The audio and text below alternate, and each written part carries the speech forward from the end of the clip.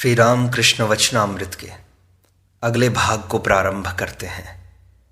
एक भक्त श्री राम कृष्ण से कहते हैं, मैंने सुना है महाराज, आप ईश्वर दर्शन करते रहते हैं, तो हमें भी करा दीजिए।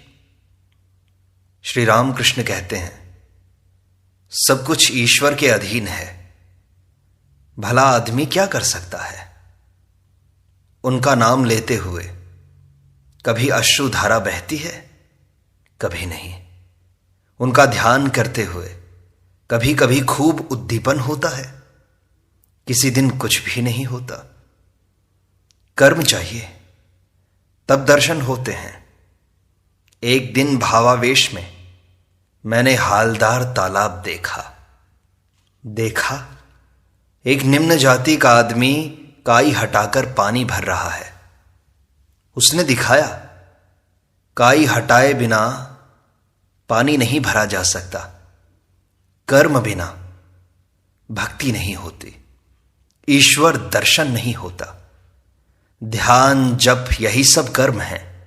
उनके नाम और गुणों का कीर्तन करना भी कर्म है, और दान यज्ञ ये सब भी कर्म है। मक्खन चाहिए तो दूध को लेकर दही जमाना चाहिए, फिर निर्जन में भी रखना चाहिए, फिर दही जमने पर मेहनत करके उसे मथना चाहिए, तब कहीं मक्खन निकलता है। भक्त कहता है, जी हां, कर्म तो चाहिए ही, बड़ा परिश्रम करना पड़ता है, तब कहीं वस्तु लाभ होता है। पढ़ना भी कितना पड़ता है, अनंत तो शास्त्र हैं। श्री राम कृष्ण कहते हैं, शास्त्र कितना पढ़ोगे, सिर्फ विचार करने से क्या होगा। पहले उनके लाभ करने की चेष्टा करो। गुरु की बात पर विश्वास करके कुछ कर्म करो। गुरु न रहे तो ईश्वर से व्याकुल होकर प्रार्थना करो। वे कैसे हैं, वे खुद समझा देंगे। किताब पढ़कर क्या समझोगे। जब तक बाजार नहीं जाया जाता, तब तक दूर से बस हो हल्ला सुन पड़ता है। बाजार पहुंचने पर एक और तरह की बात होती है, तब सब साफ दिख पड़ता है और साफ सुन पड़ता है। आलू लो और पैसे दो, साफ सुनाई देगा तुम्हें। दूर से समुद्र के हर हराने का ही शब्द सुन पड़ता है। पास जाने पर कितने ही जहाजों को जाते हुए, कितने ही पक्षियों को उड़ते हुए और उठती हुई कितनी ही तरंगें देखोगे। पुस्तक पढ़कर ठीक अनुभव नहीं होता, बड़ा अंतर है। उनके दर्शनों के बाद पुस्तक, शास्त्र और विज्ञान सब तिनके जैसे जान पड़ते हैं। बड़े बाबू के साथ परिचय की आवश्यकता है। उनकी कितनी कोठियां हैं, कितने बगीचे हैं, कंपनी का कागज कितने का है, यह सब पहले से जानने के लिए इतने उतावले क्यों हो रहे हो। नौकरों के पास जाते हो तो वे खड़े भी नहीं रहने देते। कंपनी के कागज की खबर भला क्या देंगे। परंतु किसी तरह बड़े बाबू से एक बार मिल भर लो, चाहे धक्के खाकर मिलो और चाहे चार दीवारी लांघ कर। तब उनके कितने मकान हैं, कितने बगीचे हैं, कितने का कंपनी कागज है, वे खुद बतला देंगे। बाबू से भेंट हो जाने पर नौकर और दरवान सब सलाम करेंगे।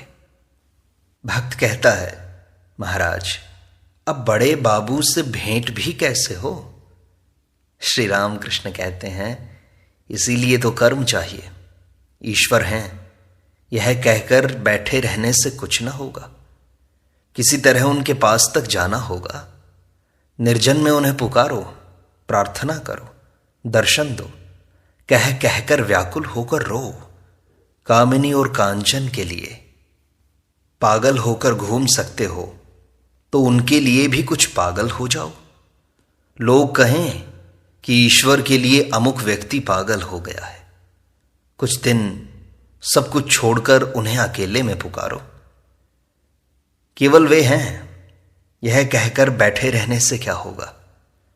हालदार तालाब में बहुत बड़ी बड़ी मछलियां हैं, परंतु तालाब के किनारे केवल बैठे रहने से क्या कहीं मछली पकड़ी जा सकती है?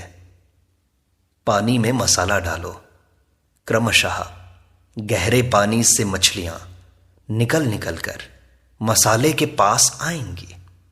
तब पानी भी हिलता हुआ रहेगा, तब तुम्हें आनंद होगा। कभी किसी मछली का कुछ अंश दिखलाई पड़ा? मछली उछली और पानी में एक शब्द हुआ। जब देखा तब तुम्हें और भी आनंद मिला। दूध जमाकर दही मथोगे तभी तो मक्खन निकलेगा।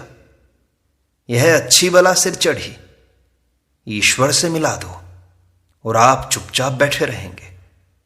मक्खन निकालकर मुख के पास रखा जाए इनके, अच्छी भलाई मछली पकड़कर हाथ में इनके रख दी जाए। एक आदमी राजा से मिलना चाहता है। 7 ड्योढ़ियों के बाद राजा का मकान है। पहली ड्योढ़ी को पार करते ही वह पूछता है, राजा कहां है? जिस तरह का प्रबंध है उसी के अनुसार 7 ड्योढ़ियों को पार करना होगा या नहीं?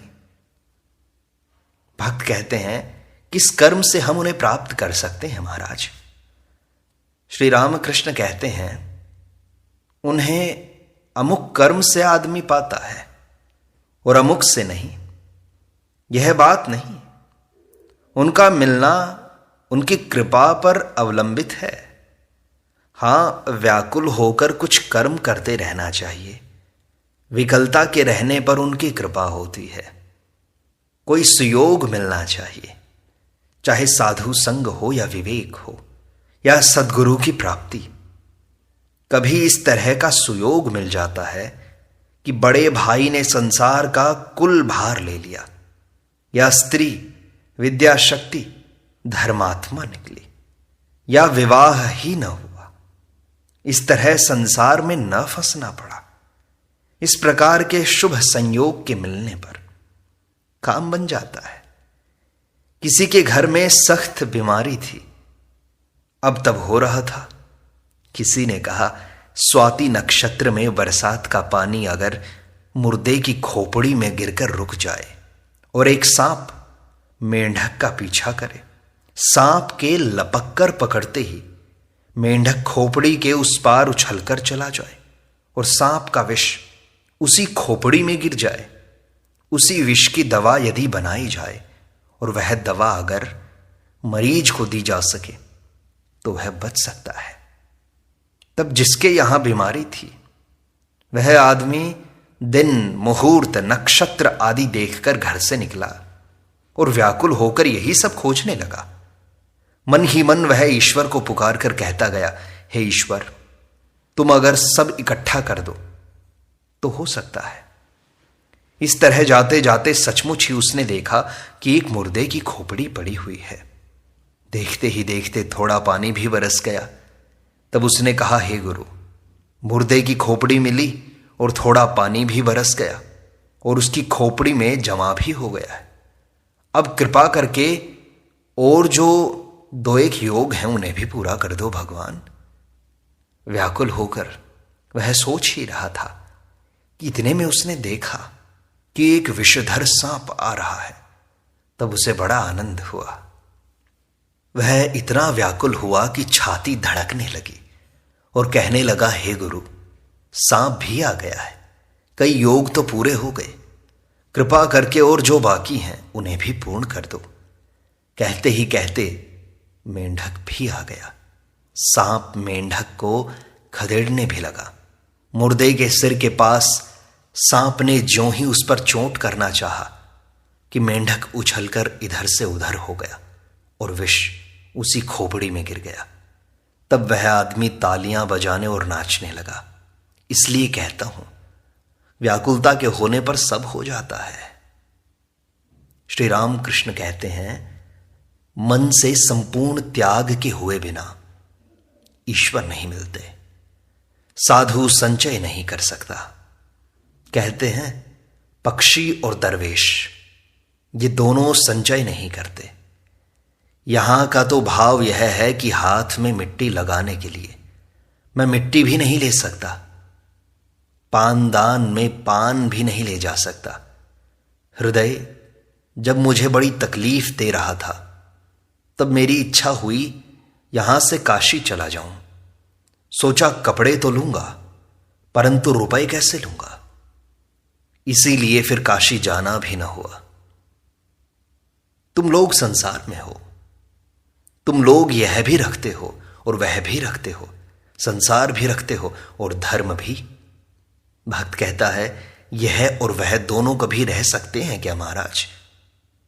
श्री रामकृष्ण कहते हैं मैंने पंचवटी के पास गंगा जी के तट पर, रुपया मिट्टी है, मिट्टी ही रुपया है, रुपया ही मिट्टी है, इस तरह विचार करते हुए जब रुपया गंगा जी में फेंक दिया तब पीछे से कुछ भय भी हुआ। सोचा मैं बिना लक्ष्मी के कहीं अभागा तो ना हो जाऊंगा। माता लक्ष्मी अगर भोजन बंद कर दें तो होगा क्या? तब हाजरा की तरह पटवारी बुद्धि आई। मैंने कहा मां तुम हृदय में रहना, एक आदमी की तपस्या पर संतुष्ट हो। भगवती ने कहा तुम वरदान लो।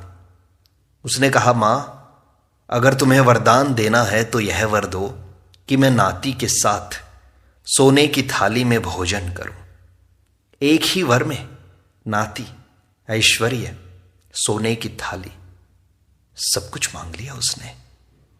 मन से कामनी कांचन का जब त्याग हो जाता है तब ईश्वर की ओर मन जाता है, तब मन उन्हीं में लिप्त भी रहता है। जो बद्ध हैं उन्हीं में मुक्त होने की शक्ति भी है। ईश्वर से विमुख होने के कारण ही वे बद्ध हैं। कांटे की दो सुइयों में कब अंतर होता है?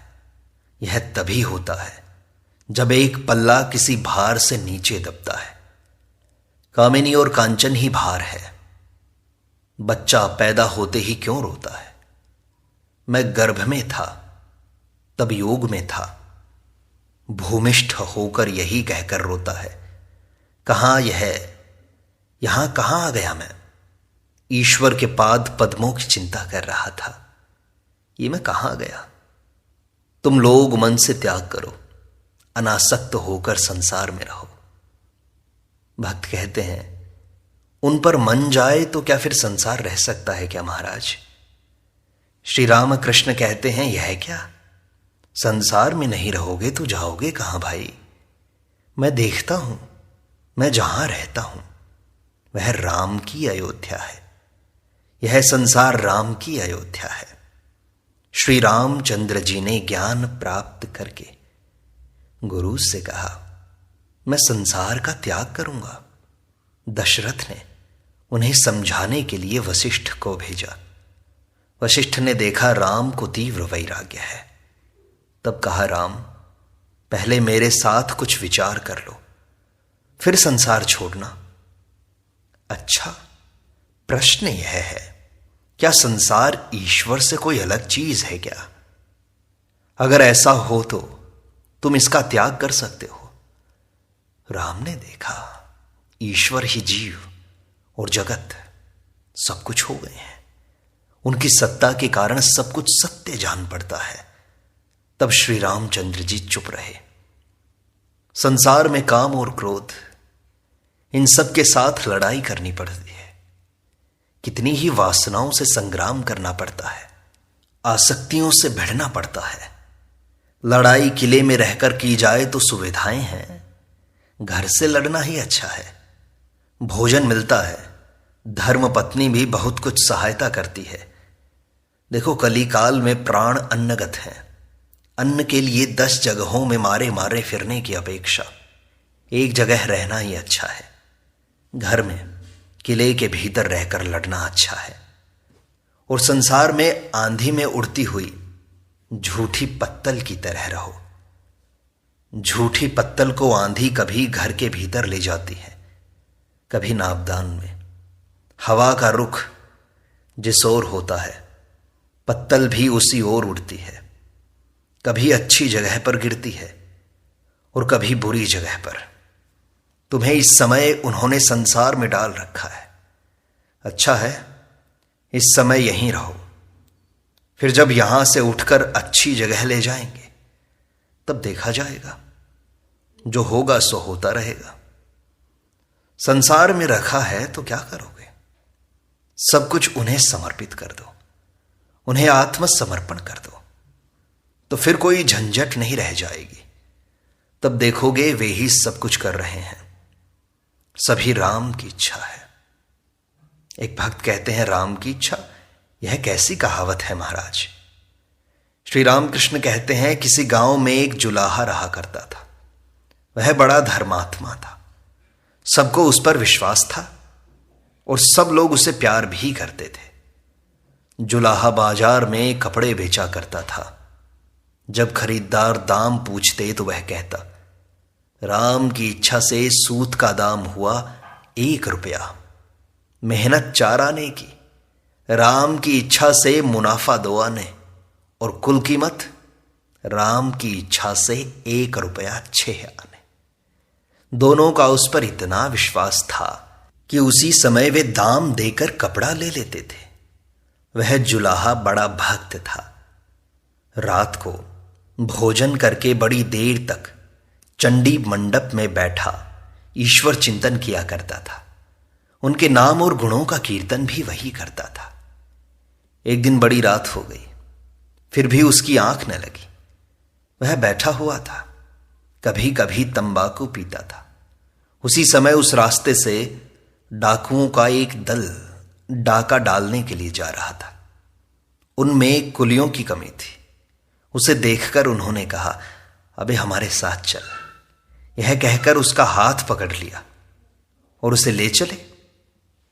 फिर एक गृहस्थ के यहां उन लोगों ने डाका डाला। कुछ चीजें जुलाहे पर लाद दी। इतने में ही पुलिस आ गई। डाकू भाग गए। सिर्फ जुलाहा सिर पर गट्ठर लिए हुए पकड़ा गया। उस रात को उसे हवालात में रखा। दूसरे दिन मजिस्ट्रेट साहब की कोर्ट में वह पेश किया गया। गांव के आदमी मामला सुनकर कोर्ट में हाजिर हुए। उन सब लोगों ने कहा, हुजूर, यह आदमी कभी डाका नहीं डाल सकता। साहब ने तब जुलाहे से पूछा, क्यों जी, तुम्हें क्या हुआ है, कहो। जुलाहे ने कहा, हुजूर, राम की इच्छा से मैंने रात को रोटी खाई। इसके बाद राम की इच्छा से मैं चंडी मंडप में बैठा हुआ था। राम की इच्छा से रात बहुत हो गई। मैं राम की इच्छा से उनकी चिंता कर रहा था, उनके भजन गा रहा था। उसी समय राम की इच्छा से डाकुओं का एक दल उस रास्ते से आ निकला। राम की इच्छा, वे लोग मुझे पकड़कर घसीट ले गए। राम की इच्छा से उन लोगों ने एक गृहस्थ के घर डाका डाला।